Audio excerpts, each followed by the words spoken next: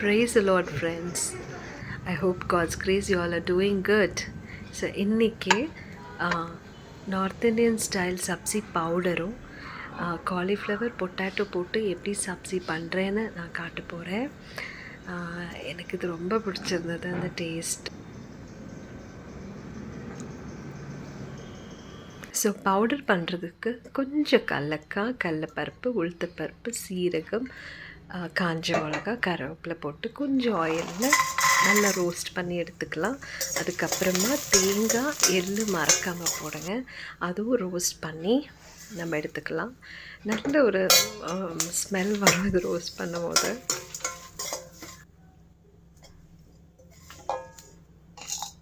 So mixie ஜாரில் போட்டு ஆறுனதுக்கு அப்புறமா நம்ம அரைச்சிக்கலாம்.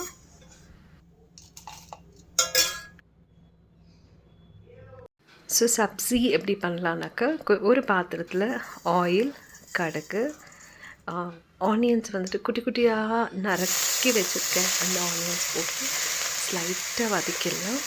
அது வதங்கினதுக்கப்புறமா கொஞ்சமாக ஜிஞ்சர் கார்லிக் பேஸ்ட்டு போடுங்க. அதுவும் கொஞ்சம் அந்த வாசனை போனதுக்கப்புறமா கருவேப்பிலை போட்டு அந்த பச்சை வாசனை போகிற வரைக்கும் நம்ம ரோஸ்ட் பண்ணிக்கலாம்.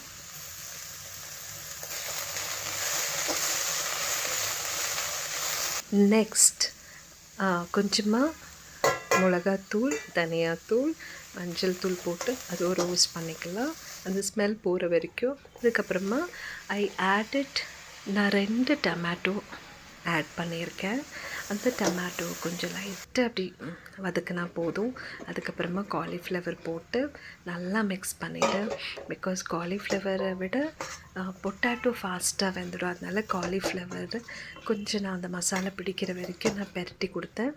அது பெரட்டினதுக்கப்புறமா I added potato. So potato video நான் எடுக்க முடியல, எங்கேயோ மிஸ் ஆகிடுச்சு.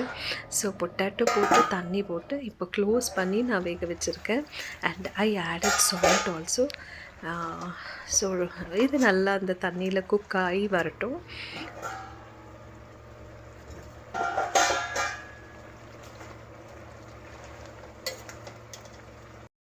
ஸோ சப்ஜி பவுடர் கூல் ஆனதுக்கப்புறமா நான் அரைச்சி வச்சுட்டேன்.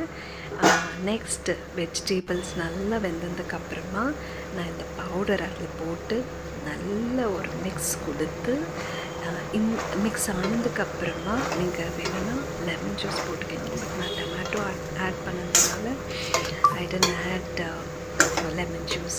ஸோ நல்லா மிக்ஸ் பண்ணி கொஞ்சம் கொத்தமல்லி போட்டு ஸ்டவ் ஆஃப் பண்ணி வச்சிட்டேன். So this is how I made it and I really liked it. நீங்கள் டொமேட்டோ 2க்கு பதில் 3 போட்டு லெமன் ஆட் பண்ணாமல் பண்ணிக்கலாம். So it's very tasty.